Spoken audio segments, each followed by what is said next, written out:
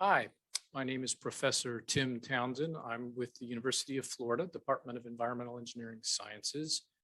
This is a presentation that was made for a Hinkley Center for Solid and Hazardous Waste Management Research Project. The title of the project was Understanding the Environmental Impacts of Reclaimed Asphalt Pavement. This was our second TAG presentation. TAG is Technical Awareness Group. We had a group of expert advisors who provided us feedback on the project. So on May 31st of 2022, we gave this presentation. This is at the point where we're near the end of the project and wrapping up the final report. Hopefully this information you'll see in the tag presented primarily by the primary graduate student, Ashley Lynn, will be of value and use to you. Thank you. Go ahead and start recording just for people who weren't able to attend our tag today. Yeah, so let's go ahead and get started on some background information. So I know over a year ago we met for the kickoff meeting for this tag, and we went over a lot of background information, but today I just want to do a quick little summary of that to get everyone back on the same page about what we're talking about for this project. So reclaimed asphalt pavement, which you are all very familiar with, RAP, is basically just granular pieces of asphalt pavement that were removed during regular maintenance of a roadway or replacement of a roadway. So in this life cycle on the right that I've got, you can see we have an asphalt paved surface, and then through prolonged use and environmental exposure, eventually this roadway will need to be replaced or maintained, and that's really where RAP is generated. When this roadway is milled, the generation of RAP doesn't always align with when RAP is needed to be implemented into a new roadway. So that's where stockpiling kind of happens. So this material is removed, placed in a stockpile, and then eventually reprocessed and repurposed into an asphalt pavement surface. So RAP itself is comprised of three primary substances. So of course we have the asphalt itself, which is aggregate and binder, but more relevant to our discussion are these depositions, which can occur throughout the life cycle, whether it's vehicle-related depositions, aerosol depositions, or maintenance-related things like applying traffic paint or sealants to the roadway. And then additional additives in the binder in that replacement process are also considered depositions. So these depositions, in terms of environmental risk, we associate with metals and PAHs. So metals, we're all very familiar with, but PAHs, or polycyclic aromatic hydrocarbons, is a group of compounds that consists of over 100 plus different compounds. They're byproducts of petroleum, so they're present in coal and crude oil and gasoline. And really why we're concerned about them is because from an environmental and health standpoint, they're sometimes carcinogenic, toxic, and mutagenic. So out of this list of 100 plus, the EPA has 16 priority PAHs, which are listed on the right, that they really have threshold or risk-based thresholds for. But of course, this is not an all-encompassing list. There are hundreds of compounds that are not included on this list. When we talk about toxicity and start assessing risk of PAHs outside of the EPA 16, as well as within the EPA 16, we can use this equation or this conversion called benzoate-pyrene equivalents, which basically associate the toxicity of a certain PAH in relation to benzoate-pyrene. So for example, out of the EPA 16, 6 of them, in addition to benzoate-pyrene, have BAP equivalents. And really this allows us to account for toxicity in relation to benzoate-pyrene for things outside of the EPA 16. And this will come into play a little bit later, but I won't get super in-depth on it now. So like Dr. Townsend said, there have been recent concerns about RAP. That Thurston County, Washington Herrera report, which I think you are all familiar with, has kind of raised a little bit of concern about, the environmental risks associated with RAP leaching from stockpiles, as well as just in general use, and that has led to inconsistencies in just management across agencies. So with all this variability in data, we've seen that in some cases, yes, there are in the existing data exceedances of thresholds for specific compounds in some cases. But like Dr. Townsend kind of hinted at earlier, there's really just a lot of variability in that data. So is there really a cause for concern? Well, that has led that previous project with the National Asphalt Pavement Association to kind of investigate that variability a little bit more. And so basically in this project, we looked at all of the existing data that's out there for RAP leaching of constituents, and we identified 17 studies that were relevant, 14 of which were at the bench scale and 3 at the full scale. And while in a very traditional sense, you can take the leaching data and just directly compare it to risk-based thresholds. We wanted to account for something more realistic, like the fate and transport of these compounds from the stockpile to a point of compliance. So that's where we used IWIM fate and transport simulation. So after all of this analysis, we found a couple key things. We found that there were very limited analysis of PAHs in these existing studies outside of the EPA 16. So some did look at PAHs, but only the EPA 16, and a couple looked at even less than that. After we considered dilution and attenuation using that fate and transport modeling, we found that one metal and one PAH were still above EPA RSLs in just single studies. So I don't want to say that, across all the RAP samples, all naphthalene and lead were leached above RSLs, but just for 2 studies in particular. But so anyways, lead and naphthalene were the only ones that were above RSLs, even after dilution and attenuation. And then lastly, we found that existing data that's already out there is dominated by TCLP and batch testing methods. So I know we talked about it a little bit in that kickoff meeting, but I kind of wanted to go back in and discuss the different kinds of leaching procedures used. So we said that there's a lot of variability in the data, and one of the main reasons is because everybody uses a different leaching procedure. So at the lab scale, we have a variety of different tests, but they can be grouped generally into these 3 categories, which are batch, column, and monolith testing. So we're not going to talk about monolith testing today, but we'll really focus on batch and column.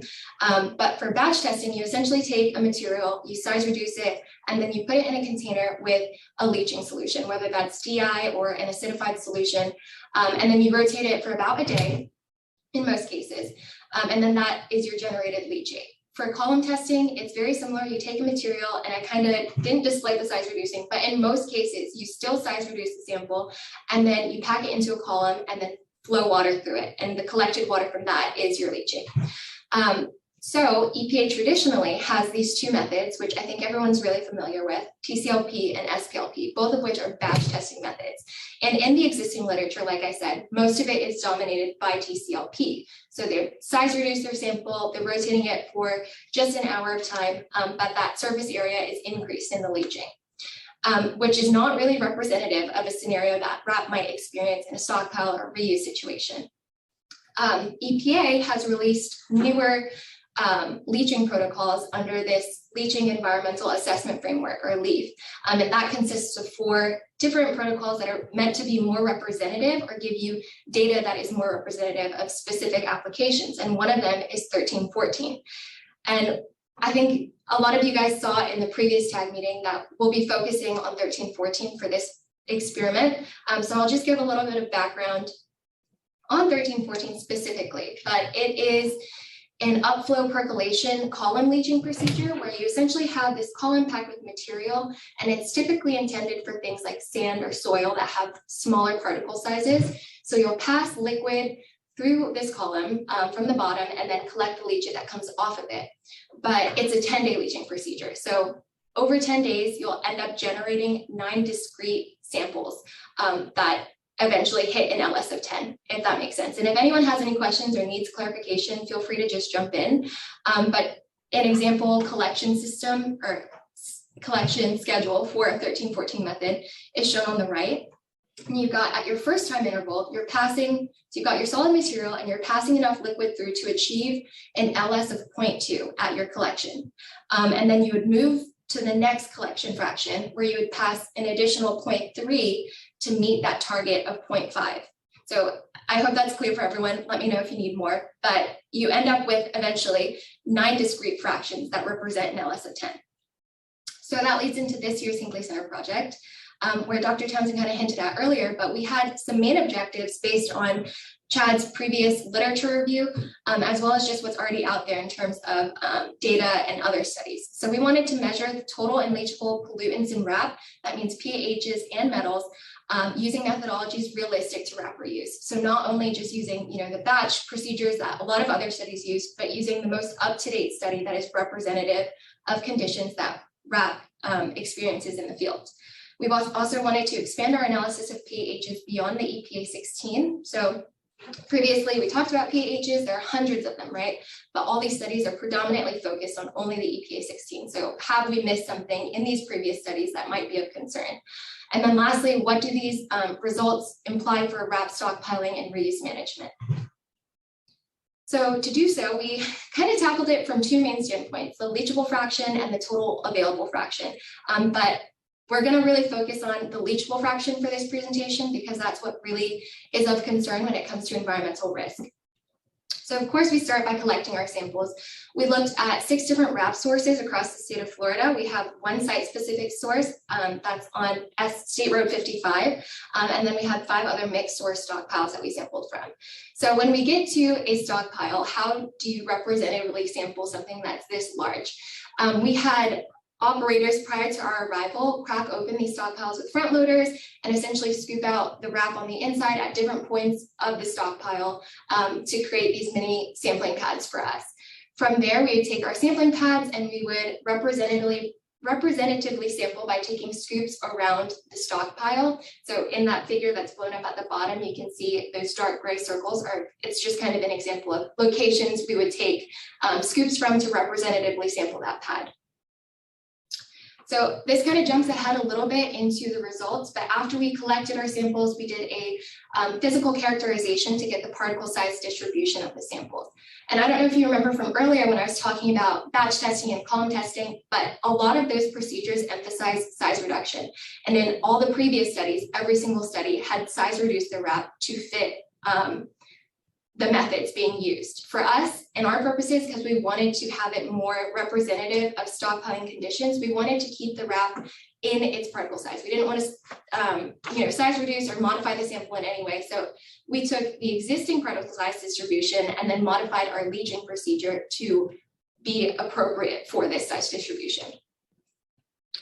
So what does that mean is in terms of our previous leaching apparatus, so 1314 I showed you earlier, we just scaled it up so that we could fit up to 1 inch in diameter size particles into our column and have it be representative. So we've got this 30-gallon drum of DI water, and we passed it upflow through a custom fabricated column filled with RAP, and then we collected our generated leachates in 20-gallon tanks. Ashley, this is Jim Musselman. One quick question, going back to the RAP stockpile question is, a lot of contractors will have their stockpiles that are from multiple sources that they kind of just put in one big pile for further processing. Their nickname is GOK, as in God only knows what's in it. But then they also have processed RAP stockpiles where they will take that and crush it. Were these you may have said this and I missed it, but were these crushed stockpiles or were they GOK piles or both? So we took GOK piles. We sampled from freshly milled, like the milled material. Okay. Okay. So for example, like when we talk about scaling up 1314, we not only are scaling up the column, right? We're scaling up the amount of leachate generated because the amount of material is larger.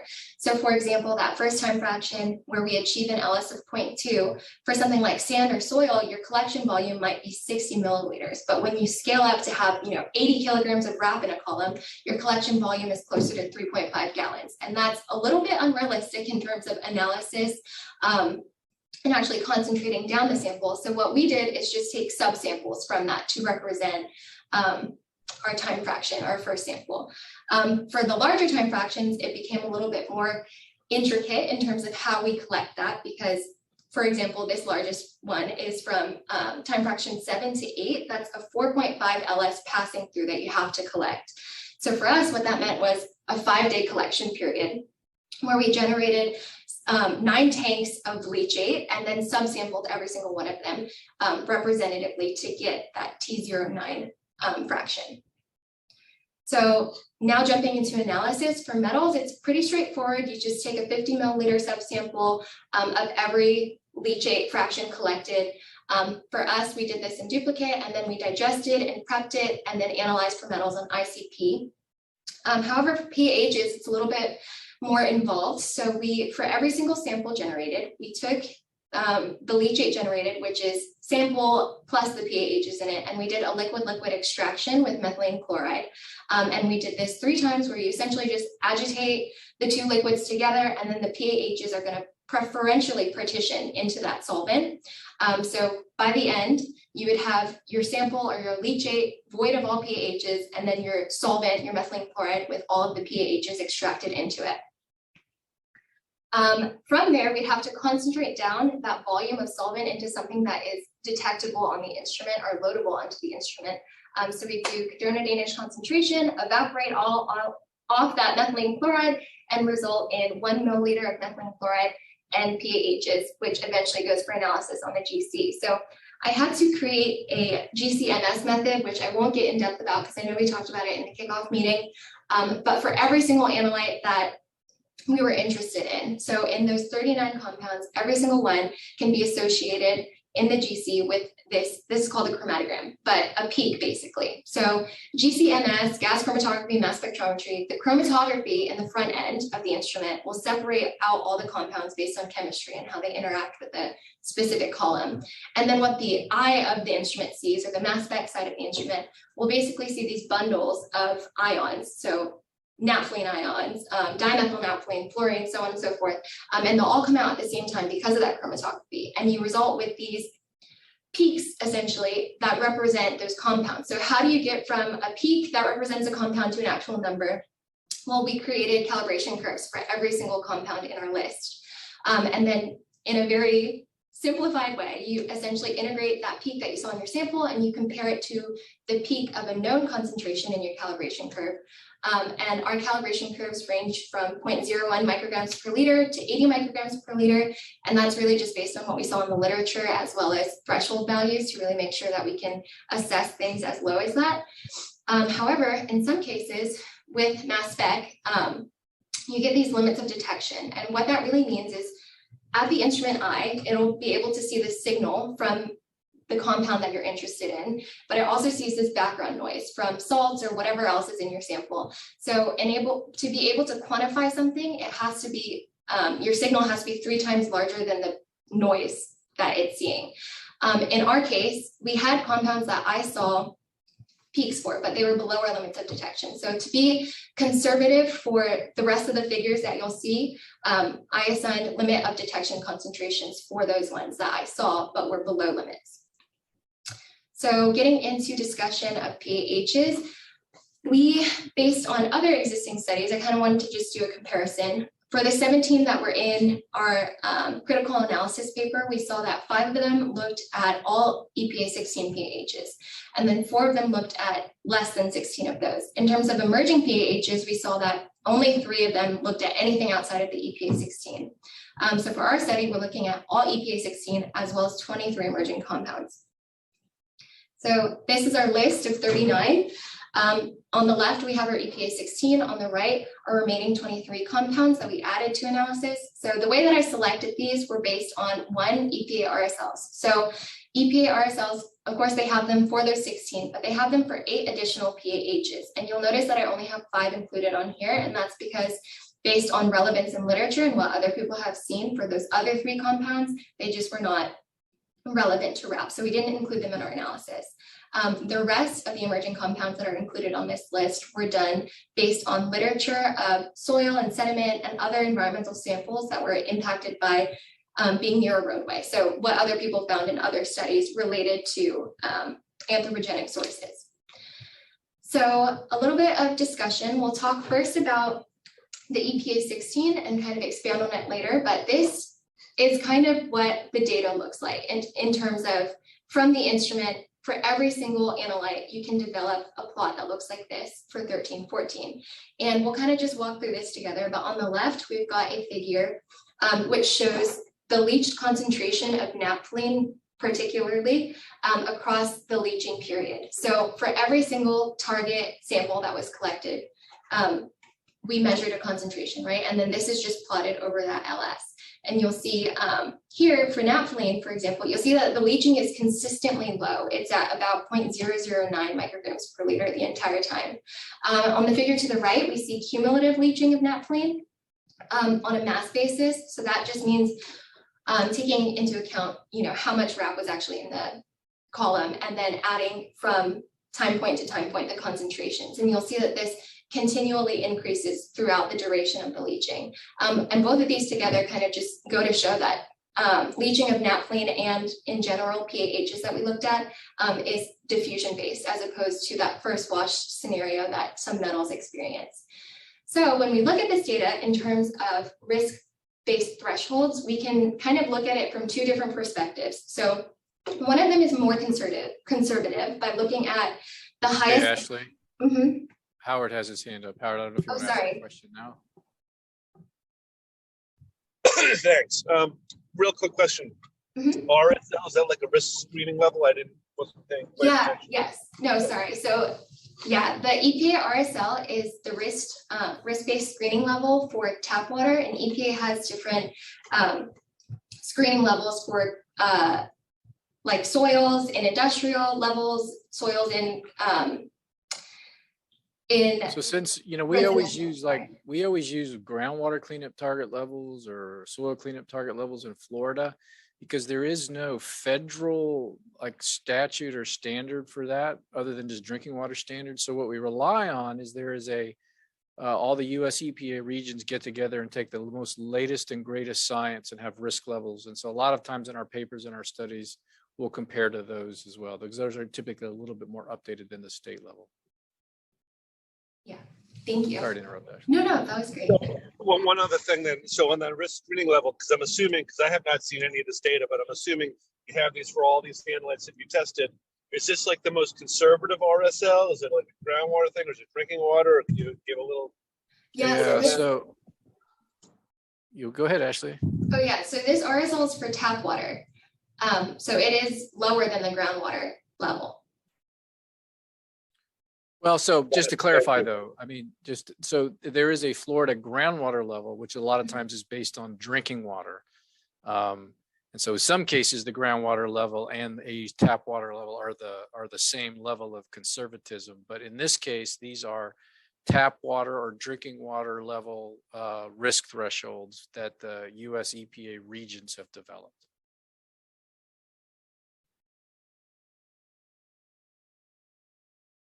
Okay, I assume we're good, Howard. So why don't you keep going, Ashley? Okay, sounds good. So when we're looking at the data for every single constituent, you can take kind of two approaches when you're assessing the risk, and that's to look at the highest observed leach concentration, or more representatively, look at the weighted average concentration. So the highest observed is exactly what it sounds like. It's just the highest concentration that we saw throughout the leaching procedure. And in this case for naphthalene, it's 0.011 micrograms per liter. While the weighted average concentration is just weighing, the amount that you leached over the total leaching period as the weighing factor, and then multiplying those concentrations in that period by that weight factor. And so that is, of course, a lower concentration at 0.0063. So for the rest of our discussion, when I compare to risk-based thresholds, I'm using the more conservative approach of using the highest observed concentration. So for the rest of the EPA 16, for other studies outside of ours, the previous existing studies, most found things below detection limits. So they weren't able to find the majority of the EPA 16, but some studies for some samples found exceedances in naphthalene, benzanthracene, benzoapyrene, and dibenz-AH-anthracene. And for ours, for our analysis, we found very similar results. So we didn't have any exceedances across all of our samples of EPA RSLs. But we did see exceedances of Florida groundwater cleanup target level for dibenz-AH-anthracene. And this is really just because the limit of detection that we have for our instrument was not as low as the Florida groundwater cleanup target level, which is very low, which is 0.005 micrograms per liter. To kind of give some context to that, our LOD of 0.016 micrograms per liter is still lower than what most other studies were looking at, which were typically on the range of 0.05 or 0.06. So that, in this result, for example, just means that we were able to see dibenz-AH-anthracene, but we can't conclude that it's above GCTLs. We just know it's below 0.016. So at this point, you can say there was a peak on the chromatogram that corresponded to that, but that peak had an area that was less than what would correspond to the limit of detection. And so since we can't say what that number is, the fact that the limit of detection is greater than that GCTL suggests that maybe there's something there, but we can't really say anything. And I will point out that based on my understanding, again, I'm not the toxicologist, but the Florida numbers are behind what the EPA numbers would be. And again, there was no exceedance based on the EPA numbers, which probably means that that's going to be revised upwards if they get to that point. So for the rest of the EPA 16, when we compare our data to what other studies found, I've included in this table only other studies that looked at column leaching particularly. But again, other studies that did column leaching size reduced, they used different durations of leaching. There's just a lot of variability among those studies. But we did find similar results. We found really only dibenz AH anthracene potentially above risk-based thresholds, while other studies found similar things. Most compounds were not above RSLs or detected at all, with the exception of a couple for dibenz AH anthracene, benzate anthracene, and naphthalene. So with that, we'll talk about the rest of the PAHs that were included in our analysis. So again, another example data point from that Jacksonville stockpile. We generated these for 2-methylnaphthalene and 1-methylnaphthalene, which are emerging contaminants, but these ones did have RSLs. So similarly, you'll see on the left that it is again continuous leaching at a low concentration, well below EPA RSLs or GCTLs. And again, that cumulative leaching shows that it is continuing throughout the duration of leaching.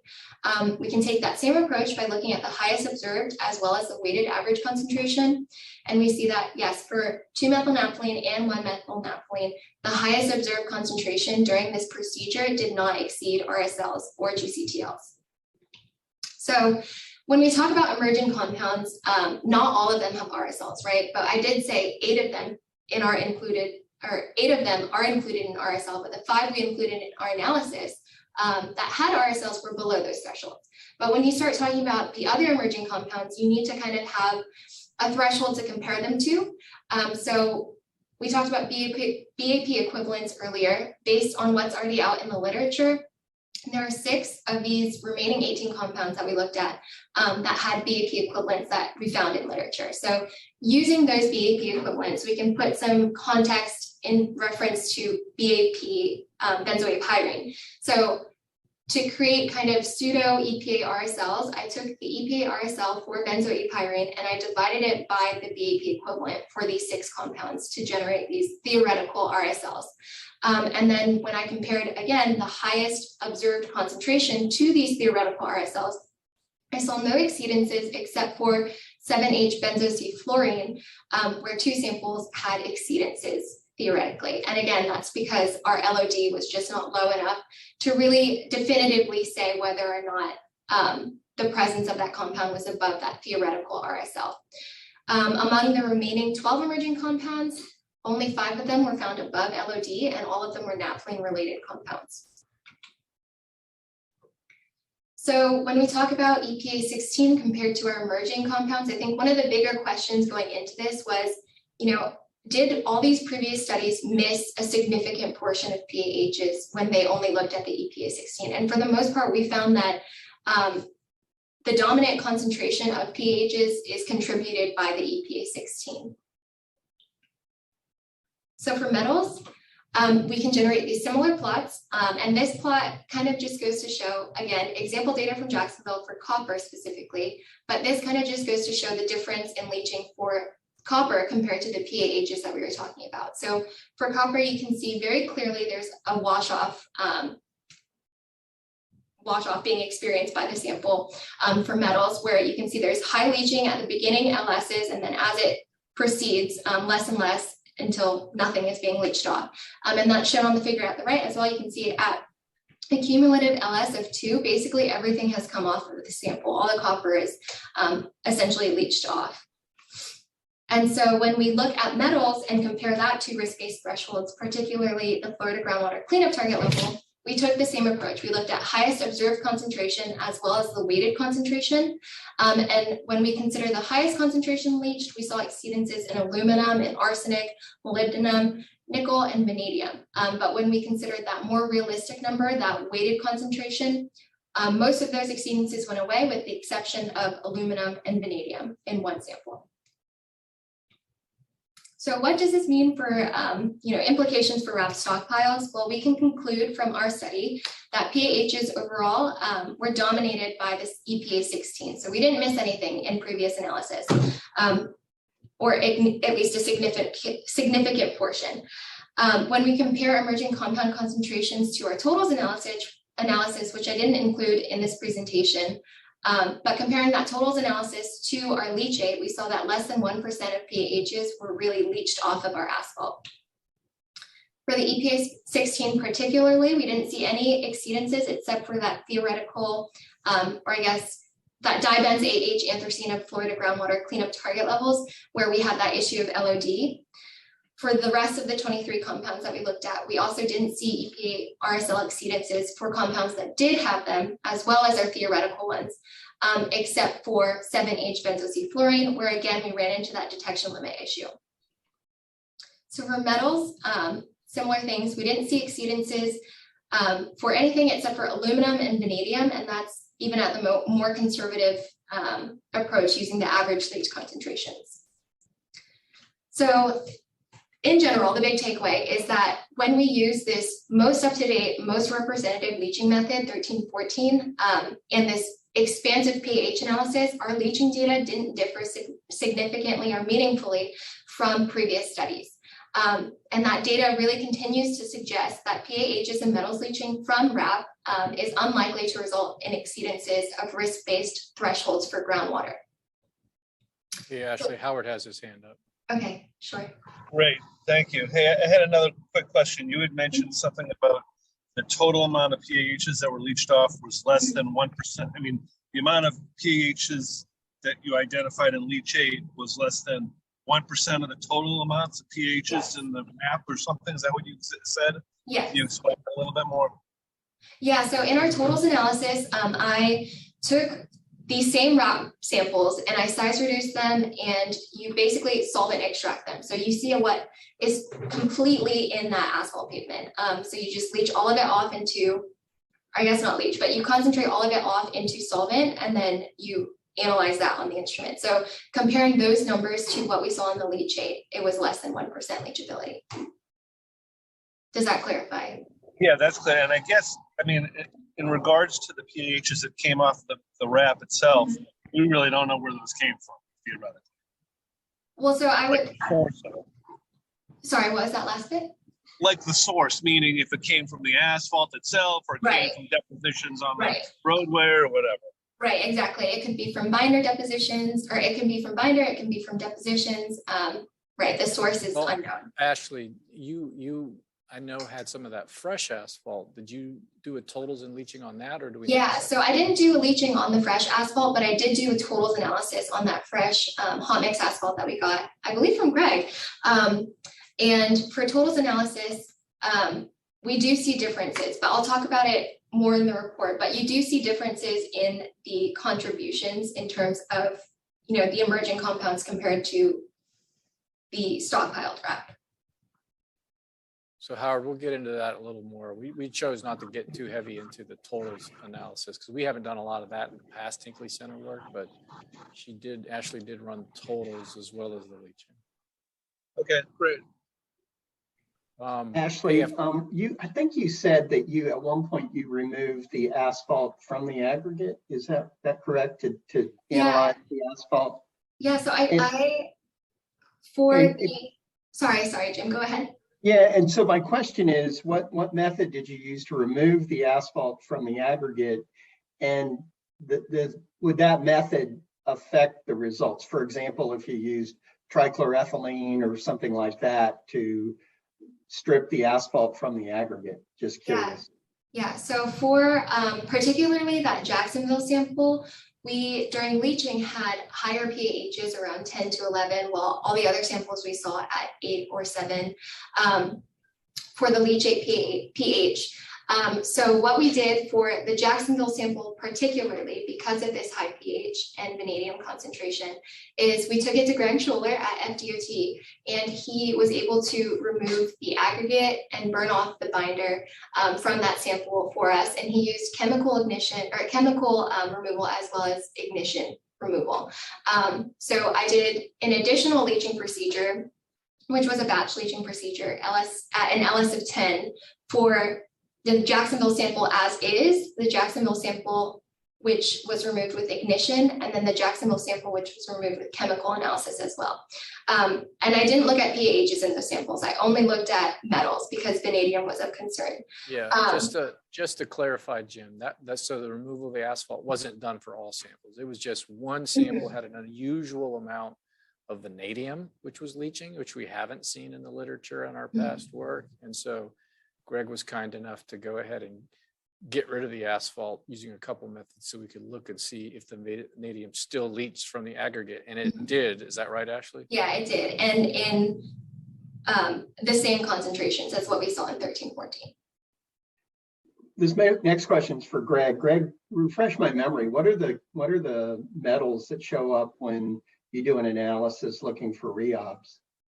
Is it molybdenum and lead? Yeah, that's one for sure, Jim. Like, you're hitting me cold with that. I haven't thought about that since we changed that spec a few years ago. So, but there is like a type of additive that has been, I think it's been used kind of under the radar by binder suppliers, and it's re-refined engine oil bottoms, and it can contribute. One of the ways I think they detect it, maybe Howard can fill us in on this, is that they detect the metals that were being contributed from this particular thing that, yeah, there's arguments whether they shouldn't have been using it at all. So I'm just curious if that could be the source of some of these metals.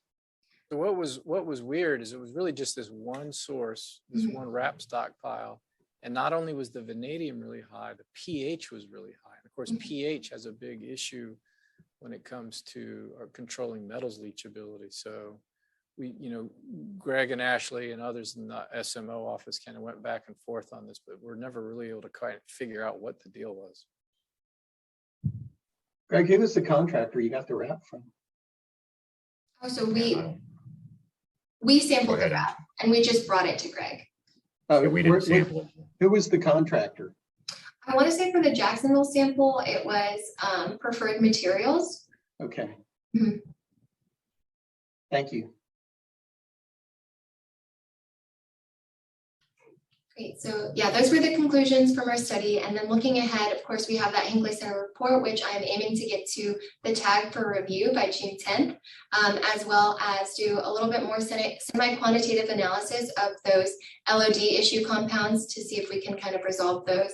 And with that, I think we're concluded. So thank you guys for taking the time to sit and listen to everything that's been going on with this project. And I'm really excited to start some discussion with everyone.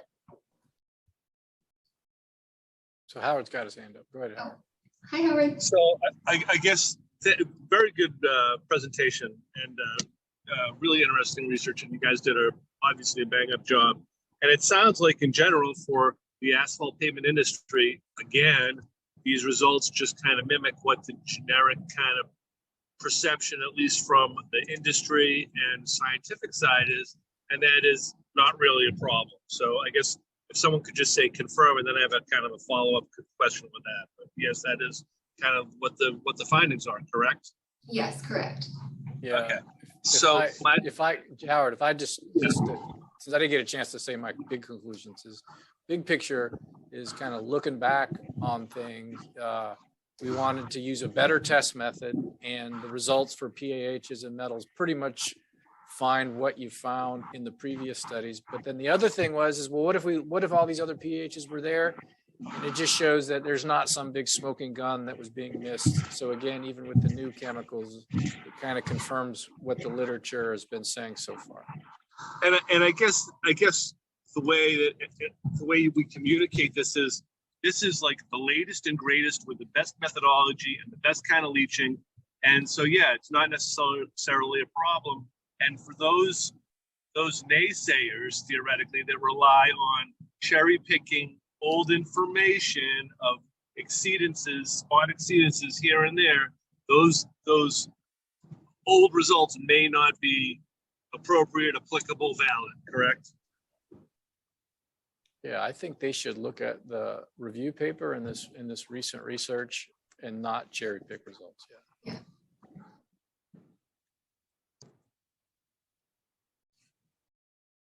Tim and Ashley, I have a question at the risk of sounding like I'm hunting for problems. Do you see a difference between temporary storage areas where, because there is some leaching that's occurring, but it's at very low levels, as opposed to a yard that's in existence for a really long time? Do you see that presenting a different set of results? I guess I would say it like this, is that the leaching results that we've seen and then that are kind of in the literature suggest that you may on occasion see some exceedances, but that fate and transport modeling suggests that if there's any kind of dilution and attenuation, that it would you won't see them at a compliance point or something like that. So that to me would indicate that for the temporary piles, it'd be very difficult for these kinds of chemicals to ever see anything. But the scenario you raise where, well, what if it's not, what if it's something that's been there a long time? It still suggests that with these levels of a liquid to solid ratio and fate and transport, that the same conclusion holds. It would still be diluted or attenuated by the time it reached a compliance point, at least based on the current kind of methodology that EPA uses. And just real quick, Ashley, let's stop sharing the screen so everybody can see each other, please. And then Howard has a question, but Kim, you got a follow-up? Or?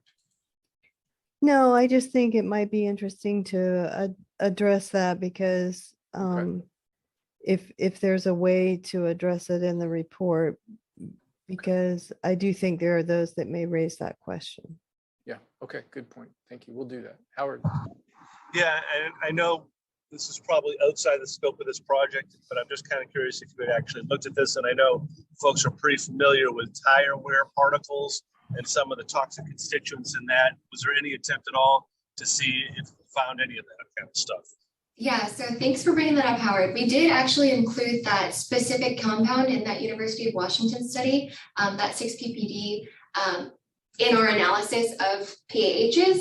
So we did look at it in all of our samples. We saw almost nothing in the leachate. At some cases, they were below LOD, right? So I assigned that LOD concentration. But again, we didn't see it in a lot of the leachate, and it's not the actual 6-PPD itself that is of concern. It's the byproduct of 6-PPD once it enters the environment. So we looked at it in the leachate. We also looked at it in totals analysis. And interestingly, which kind of, I mean, maybe is a little bit obvious, but we didn't see it in that fresh HMA sample. We only saw it in our 6 rep stockpiles. Great. So I'll do my take on it based on what Ashley and I talked about. Is it's there in the wrap, that chemical. This is not the chemical that gets converted and creates the fish toxicant, but it's the original source from the tires. It is in the wrap. It's not in the fresh asphalt, but when you leach it, we don't see it very much. She occasionally saw some peaks, right, Ashley? But they were below that LOD, similar to those other questions. So we can't say that it doesn't leach at all, but it doesn't. In many cases, we don't see the peak. In a few cases, we do. I think what my hope is that our team would sit down and we would try to do that semi-quantitative analysis to see that even at those concentrations that we do see, how does that compare to if it was, converted to the toxicant in an aquatic system? Would that even register or not? But we haven't gone to that step yet. Yeah. So did you say that you did a totals analysis also on that chemical, or just a leachate? I did both totals and leachate. It's in the totals. Mm-hmm. It's in the totals, but not necessarily that high in the leachate. It's under its level of detection. Yes. Correct. And I just want to note that our limit of detection for that compound, in that University of Washington study, they had that median, kill-off level for the fish at 0.1 micrograms per liter.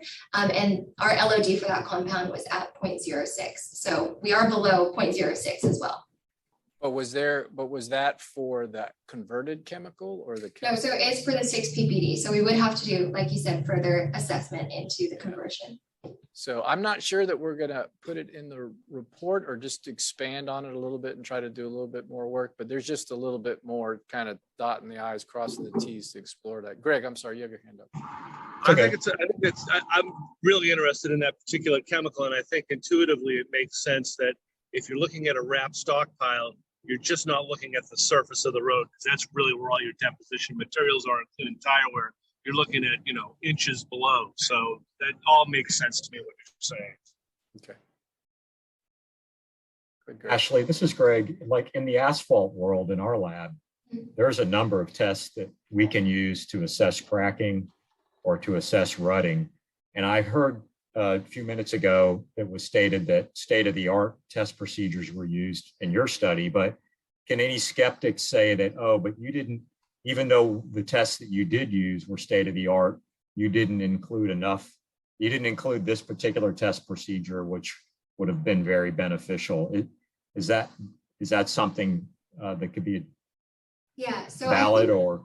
Definitely, I think that is a valid point to bring up, but I think for the purpose of this project specifically, we were looking at environmental risks associated with leaching. So a lot of our time and energy was predominantly focused on scaling up this 1314 method and generating leachate using an appropriate leaching protocol, as opposed to, the specific physical characterization side of things. And Dr. Townsend, if you have more to add on to that.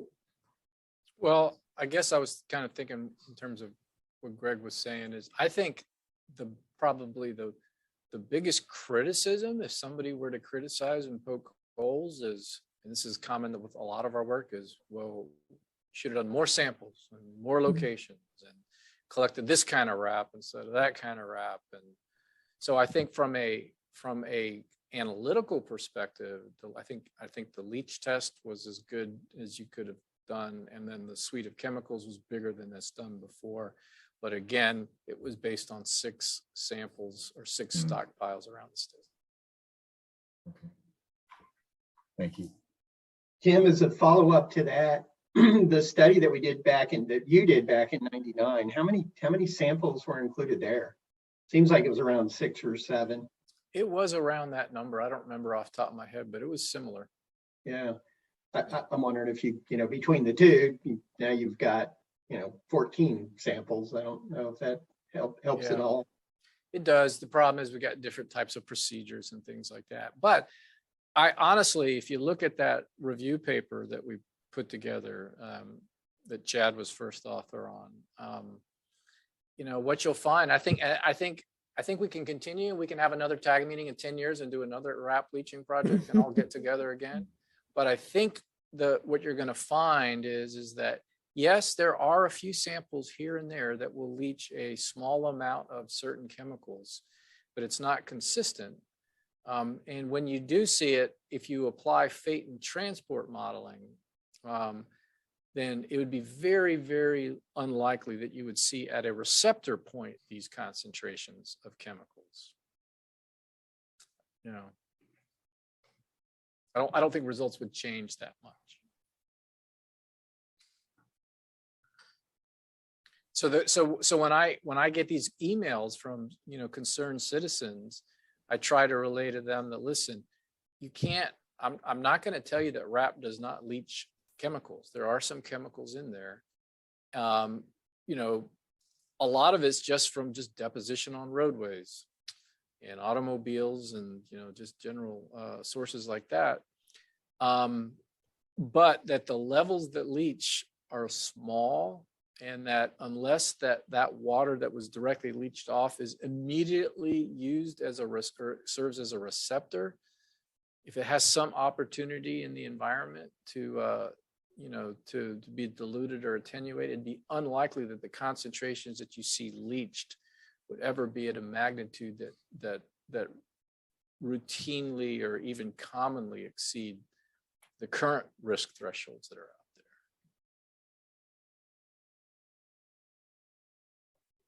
Did I say that okay, Ashley? Yeah, I think that was perfect. Well,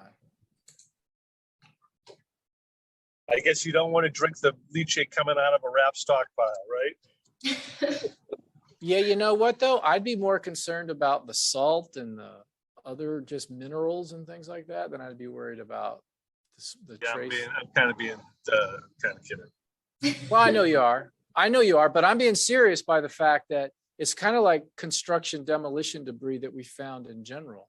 Anytime you mess around with aggregates and things like that, their impact on the water is really not a trace constituent thing. It's just the fact that, you know, the same thing that I don't know if I'd want to drink something came out of a stockpile of lime rock or crushed concrete or anything like that. It's just the minerals that are in there that probably have more impact on human health than the trace constituents.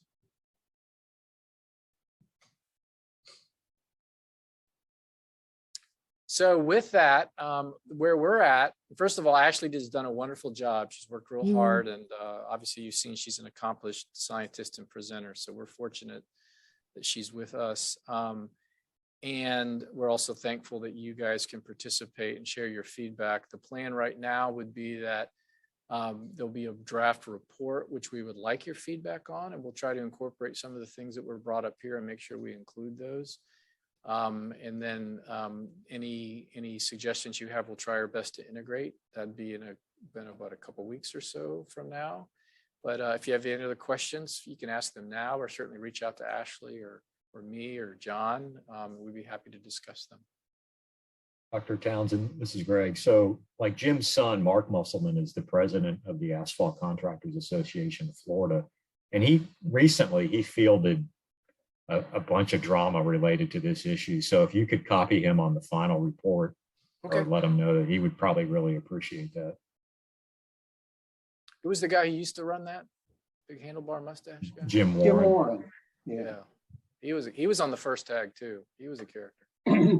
And as I recall, Mark explained very little to me. It was something, I think, again, Howard, wasn't it coming out of FSU or something Yes. like that, Florida State, that they. Yeah, yes, that is exactly. And they had done a study, as I recall, Tim, back in maybe the mid-90s, that showed that it was polluting Lake Bradford or whatever up there, that it was the asphalt, the runoff from the asphalt was, polluting the lake. Do you remember that? Yeah, something like that. It was a runoff thing. So anyway.